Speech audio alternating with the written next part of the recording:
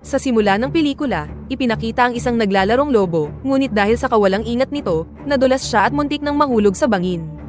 Nang makitang malapit nang mamatay ang lobo, hinila ito ng isang batang lalaki, ngunit aksidente siyang nadulas sa gilid ng bangin. Sinubukan ng lobo na tulungan ang bata, ngunit ang kanyang mga matutulis na kuko ay kumamot sa kanyang kamay. Sa kasamaang palad, nanghina ang pagkakahawak ng bata at bumulusok sa bangin. Nang makita ito, agad na pumunta sa ibaba ang lobo upang tulungan siya, ngunit hindi na gumagalaw ang bata. Labis na nalungkot ang lobo at isang patak ng luha ang dumapos sa sugat ng kamay ng bata. Makalipas ang 500 taon, ang mga demon fox ay malapit nang magdaos ng isang malaking pagtitipon sa isang kuweba. Tila excited ang lahat, kabilang si Shisan, isa sa mga demon fox na madalas na kinukutya ng kanyang mga kasamahan dahil itinuturi nila siyang sobrang mahina. Ang kanilang pinuno na isang nine-tailed fox ay sinabi sa kanila na ang demon fox ay maaaring maging immortal sa pamamagitan ng pangangalap ng isang soul elixir na nasa katawan ng tao. Maaaring makuha ng mga demon fox ang elixir sa pamamagitan ng panlilinlang sa mga tao. Kapag nakuha nila ang soul elixir, ang tao ay mamamatay. Inihayag ng demon fox leader na ang white elixir ay makikita sa ika-15 ng susunod na buwan. Ang white elixir ay isang espesyal na elixir na lalabas lamang isang beses sa 1,000 taon. Ito ay espesyal dahil ang demon fox na makakakuha nito ay agad na magiging immortal, at makakakuha ng 9 tails nang hindi na ginagawa ang pagkolekta ng iba pang mga elixir. Pagkatapos ay itinalaga ng demon fox leader, na nabunyag na lolo din ni Shisan, na hanapin ni Shisan ang white elixir. Hindi lang yun, binigyan din niya si Shisan ng isang punyal na kayang pumatay ng kahit na anong nilalang. Gayunpaman, si Shisan, na matigas ang ulo, ay desperadong ninakaw ang magic heirloom ng kanyang lolo at agad na umalis. Pagkatapos ay inutusan ng demon fox leader ang guardian ni Shisan na subaybayan at tulungan siyang makuha ang white elixir. Pagkatapos ay ipinahayag ng guardian ang kanyang pag-aalala tungkol sa mga batang demon fox na madalas na nabibigo sa pagkuha ng soul elixir at kalimitang napapatay ng mga tao. Sa sumunod na eksena, sa wakas ay nakarating na si Shisan sa bayan at nagpasya siyang kumain ng manok sa isang food stall. Hindi nagtagal, isang binata na nagngangalang Zijon ang dumating na may dalang burrito, at may gustong itanong sa kanya. Ngunit dahil busy si Shisan sa pagkain, marahas niyang itinaboy ang binata palayo. Pagkaalis ng binata, ang heirloom ng kanyang lolo ay biglang nagpakita ng palatandaan na ang white elixir ay matatagpuan sa lugar na yon. Sa kabilang banda, isang pari ang tila naglagay ng protective seal sa katawan ni Zijon nang dumaan ito sa kanya. Matapos ang sunod-sunod na kamalasan na sinapit ni Shisan at Zijon, sa wakas ay nakarating din silang dalawa sa kagubatan. Kasabay nito, ang magic heirloom ng kanyang lolo ay muling nagpakita ng mga palatandaan. Dahil walang tao doon bukod sa kanilang dalawa, agad na narealize ni Shisan na ang kaluluwa ni Zijon ang white elixir.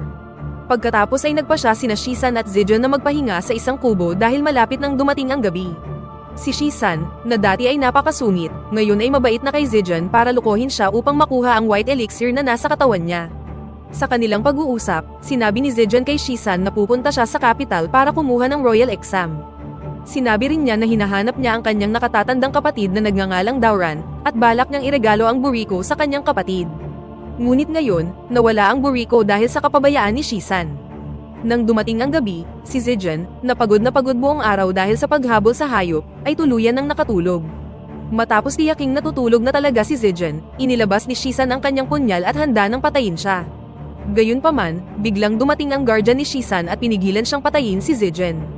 Iminungkahi ng guardian ng ilang mas ligtas na paraan para lukohin ang mga tao, kaysa patayin siya ng direkta. Kinabukasan, nagising si Zijon at laking gulat niya na naroon na ang alaga niyang hayop. Sa tingin ni Zijon ay si Shisan ang nakahanap sa hayop at labis ang pasasalamat sa kanya.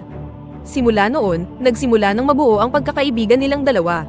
Sa kagustuhang makuha ang white elixir ni Zijon, nagpasya si Shisan na samahan siya sa paglalakbay papunta sa capital. Habang papunta doon, nakarating sila sa isang tahimik at tila haunted na nayon. Hindi nagtagal, nagulat sila nang biglang sumulpot sa likuran nila ang isang lalaki na nagsabing siya ang innkeeper. Sa huli, nagpasya silang magpalipas ng gabi doon. Lumalabas na maraming estudyante ang nag-aaral sa inn para sa exam, na lalong nagpasigla kay Zijon sa pag-aaral. Kinagabihan, habang naglalakad si Zijon sa koridor ng inn para hanapin si Shisan, nakasalubong niya ang innkeeper na hiniling sa kanya na tumingin sa ibabaw ng pool. Habang lumalapit si Zijon sa ibabaw ng pool, bigla siyang hinila ng isang mahabang dila papunta sa ibang dimensyon. Nabigla si Zijon at nagulat sa innkeeper, na nag-transform sa isang malaking demon frog. Pagkatapos ay sinubukan siyang atakihin ng demonyo gamit ang kanyang dila, ngunit ang kanyang pagtatangka ay napigilan ni Shisan, na dumating sa tamang oras upang tulungan siya. Naiwasan ni Shisan at Zijan ang tongue attack ng napakaliksing demonyo, hanggang sa tuluyang isinakripisyo ni Shisan ang kanyang buhay at nilamon ang buhay ng Demon Frog. Nang makita ito, agad na tumakas ang takot na si Zijan sa lugar. Sa hindi inaasahang pagkakataon, lumalabas na si Shisan at ang Demon Frog ay magkaibigan. Sinadya nilang gumawa ng ploy para takutin si Zijan bilang bahagi ng plano na kunin ang White Elixir mula sa kanyang katawan. Ngunit sa hindi inaasahang pagkakataon, bumalik si Zijan na may dalang gunpowder at apoy. Dahil bumalik si Zijan, muling pumasok si Shisan sa bibig ng Demon Frog. Pagkarating ni Zijan, gumamit ang frog ng suction technique at sinipsip ang lahat ng nasa harap nito, kasama ang apoy at gunpowder na dala ni Zijan. Hindi nagtagal, sumabog ang bibig ng Demon Frog, at tumilapon palabas si Shisan. Si Shisan, na nanghihina ang katawan dahil sa tama ng pagsabog, ay naisiwalat ang kanyang tunay na anyo kay Zijan. Gayunpaman, agad na kumilos ang guardian ni Shisan at pinatulog si Zijan. Kinabukasan, nasa bangka si Shisan kasama ang kanyang guardian pati na rin ang Demon Frog na nasa anyong tao. Iminungkahi ng guardian ni Shisan na dalhin niya si Zijan sa Jiangkang City, para malaman nila kung puti o itim na elixir ang nasa katawan niya. Sa Jiangkang City, meron isang tao na makapagkukumpirma nito. Dahil alam na ni Zijan ang pagkakakilanlan ni Shisan, iminungkahi ng kanyang guardian na gumawa siya ng kwento para makuha ang tiwala ni Zijan. Hindi nagtagal, nagising na si Zijan. Ibinunyag ni Shisan ang kanyang tunay na pagkakakilanlan na siya ay isang demon fox at gumawa ng isang pekeng kwento. Naniwala naman ang inosenteng si Zijan, at pumayag na pumunta sa Jiangkang City. Pagdating sa lungsod, namangha si Zijan nang makita ang kagandahan ng lugar, na pinalamutian ng mga makukulay na parol at maraming magagandang babae. Ilang sandali pa, lumapit sa kanila ang isang batang lalaki at sinabing merong naghihintay kay Zijan. Naisip ni Zijan na ang naghihintay sa kanya ay ang kanyang nakatatandang kapatid.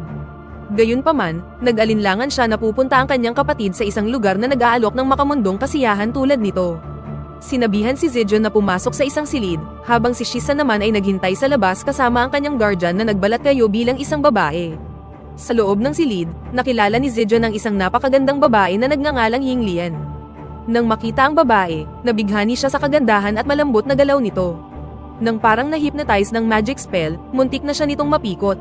Sa kabutihang palad, muli siyang nakabalik sa kanyang katinoan at humingi ng tawad sa pagiging niyang mapangahas. Ayon sa guardian ni Shisan, si Yinglian ay isang multo na nakakakita ng kulay ng human soul elixir. Sinubukan ni Yinglian na lapitan si Zijan, ngunit meron siyang protective seal sa kanyang katawan, kaya nahirapan siyang lumapit sa kanya. Pagkatapos ng kanilang kakaibang pagtatagpo, nahulog na si Zijan para kay Yinglian at nangakong papakasalan siya pagkatapos niyang maipasa ang royal exam. Nang marinig ito, na-touch si Yinglian dahil may tao palang magmamahal sa kanya ng totoo. Habang natutulog si Zijan sa kanyang silid, sinabi ni Yinglian kay Shisan na hindi niya makita ang kulay ng soul elixir ni Zijan dahil meron siyang protective seal sa kanyang katawan. Nang sa tingin ng guardian ni Shisan ay walang silbi si Yinglian, pinahirapan niya ang babaeng multo. Matapos ang ilang araw na paglalakbay, sa wakas ay nakarating na sina Zijan at Shisan sa kabisera. Bago kumuha ng exam, naglaan si Zijan ng ilang oras para itanong sa mga tao kung nasaan ang kanyang kapatid, ngunit walang ni isa sa kanila ang nakakaalam. Sa hindi inaasahang pagkakataon, nabunyag na nagparehistro din si Shisan bilang isang test taker para patuloy siyang nasa tabi ni Zijan. Sa sumunod na eksena, kumuha na sina Zijan at Shisan ng exam, na tumagal hanggang madaling araw. Maraming examinees ang namatay dahil sa pagod at stress, kaya kinailangan ng mga supervisor na i-secure ang mga kalahok dahil sila ay itinuturing na nakakagambala sa exam. Sa panahong yun, ang spirit form ni Yinglian ay lumapit kay Zijan upang suportahan siya. Gayunpaman, hindi sinasadyang napalabas niya ang espiritu ni Zijan at Shisan sa kanilang mga katawan. Habang nasa spirit form, nakita ni Zijan ang kanyang kapatid na kumukuha ng pagsusulit at hindi mapigilang mapaiyak. Nang hindi inaasahan, biglang nag-transform si Dauran sa isang masamang espiritu, na laging ginugulo ang mga examinees para bumagsak sila sa exam. Sa panahong yun, hindi nakilala ni Dauran si Zijan at hinila siya sa mundo ng mga espiritu. Lumalabas na matagal nang patay si Dauran, at gumagala pa rin ang kanyang espiritu dahil lagi siyang bumabagsak sa royal exam. Doon, napalibutan si Shisan ng mga curious spirit. Sa gitna ng hindi kanais-nais na sitwasyon, ang magic heirloom ng Nine-Tailed Fox ay nagbuga ng napakalakas na liwanag, na nagpaalala kay Dauran ng kanyang tunay na pagkakakilanlan at mga alaala kasama si Zijan. Nang maalala ni Dauran ang lahat, nawasak ang heirloom, at nawala rin ang lahat ng mga curious spirit. Bago mawala, sinabi ni Dauran kay Zijan na ang Demon Fox na palaging sumusunod sa kanya ay gusto lang makuha ang kanyang soul elixir. Pagkatapos kumuha ng pagsusulit, pumunta si Zijan kay Yinglian at nagpropose sa kanya. Noong una, tumanggi si Yinglian at inihayag ang kanyang tunay na pagkatao bilang isang multo. Nang marinig ito, nagulat si Zijan, ngunit totoong may gusto siya sa kanya at hindi basta-basta maglalaho ang kanyang nararamdaman. Pagkatapos ay niyaya ni Yinglian si Zijan na tumakas sa lugar na yon dahil pinapanood sila ni Shisan at ng kanyang guardian. Sa kabilang banda, pinatumba ni Shisan ang kanyang guardian at hinabol sina Zijan at Yinglian na tumakas patungo sa isang tulay. Sinubukan ni Shisan na pigilan silang dalawa, ngunit hindi nagpatinag si Yinglian at inatake si Shisan. Nang matapos ang laban, ipinagtanggol pa rin ni Zijan si Shisan, kahit na sinabi sa kanya ni Yinglian na ang elixir lamang ang habol nito sa kanya. Sa huli, natigil ang laban ng sinaksak ng Demon Frog si Yinglian sa likod. Gamit ang huling natitirang lakas, sinubukan ni Yinglian na tumakas kasama si Zijan. Gayunpaman, malubha ang kanyang sugat at bigla na lang naglaho. Bago mawala, nagpasalamat si Yinglian kay Zijan para sa pagmamahal at pagligtas sa kanya. Dahil dito, labis na nagalit si Zijan kay Shisan matapos mawala ang babaeng mahal niya. Pagkatapos ay naglaban silang dalawa, at nang nagkaroon si Shisan ng pagkakataon na patayin si Zijan, hindi niya ito magawa. Sinabi ni Shisan na hindi na niya kukunin ang soul elixir ni Zijan, at sa halip, papatayin niya ang kanyang sarili gamit ang mahiwagang punyal. Ngunit bago pa ito magawa ni Shisan, nabuo ang isang dimensional door sa kanyang likuran, hinila siya papunta sa loob, at lumalabas na si Shisan ay hinila pabalik sa kuweba ng mga Demon Fox. Dito nabunyag na ang kanyang lolo at ang pari ay naglagay ng protective seal kay Zijan, at matagal na nilang inoobserbahan ang dalawa. Ipinaliwanag ng kanyang lolo na si Zijan ang batang nagligtas kay Shisan 500 taon na ang nakalilipas. Sinabi ng kanyang lolo na ang white elixir ay makukuha lamang sa isang sakripisyo batay sa integridad ng isang tao, at si Shisan lamang ang maaaring kumuha nito. Nang marinig ito, nagmamadaling bumalik si Shisan kay Zijan. Hindi nagtagal, nagkita muli sina Zijan at Shisan. Sa ginawang kasalanan, humingi ng tawad si Shisan kay Zijan sa pagsisinungaling niya sa kanya. Sa hindi inaasahang pagkakataon, hindi nagalit si Zijan at pinatawad na siya. Dagdag pa dito, taos-puso pa niyang ibinigay ang kanyang soul elixir kay Shisan sa pamamagitan ng pagsaksak ng kanyang sarili. Pagkatapos nito, kinaladkad ni Shisan ang katawan ni Zijan sa gitna ng bamboo forest hanggang sa makatagpo niya doon ang totoong Shisan. Lumalabas na ang Shisan na nakausap ni Zijan ay ang nagbabalat kayo lang na guardian ni Shisan. Pinaalam din ng guardian na ang soul elixir ni Zijan ay hindi puti, at lahat ng kanilang ginawa ay walang kabuluhan. Nang marinig ito, agad na nagalit si Shisan sa kanyang guardian at inatake siya. Kahit alam ni Shisan na mas mataas ang kaalaman ng kanyang guro, hindi siya sumuko at patuloy itong inatake. Sa gitna ng kanilang laban, ang kanyang guro ay nag-transform sa isang six-tailed demon fox, at ang kanyang mga pag-atake ay naging mas malakas. Mas lalong naging desperado si Shisan at sa huli, bumagsak siya sa lupa at malubhang nasugatan. Gamit ang isang deadly blow, plano ng kanyang guardian na patayin na si Shisan. Bago mamatay, inisip muli ni Shisan si Zijan at sinubukang hawakan ang kanyang soul elixir. Sa panahong yun, ang black soul elixir ni Zijan ay naging puti, at si Shisan ay nag-transform sa isang nine-tailed immortal fox. Si Shisan, na ngayon ay nasa pareho ng antas ng Demon Fox leader, ay hindi na isang kalaban na kayang talunin ng kanyang guardian. Pagkatapos ay nagawang talunin ni Shisan ang kanyang guardian, at nang papatayin na niya ito, muli niyang naalala ang mga salita ni Zijan na hiniling sa kanya na maging isang mabuting Demon Fox. Dahil dito, hinayaan ni Shisan na mabuhay ang kanyang guardian. Si Shisan, na ngayon ay meron ng lakas kapantay ng isang Diyos, ay nakiusap sa pinuno ng mga Diyos na buhayin si Zijan mula sa kamatayan, kahit na nangangahulugan ito na mawawala ang lahat ng kanyang kapangyarihan. Nang makita ang katapatan sa kanyang puso, pinagbigyan ng Diyos ang kanyang kahilingan.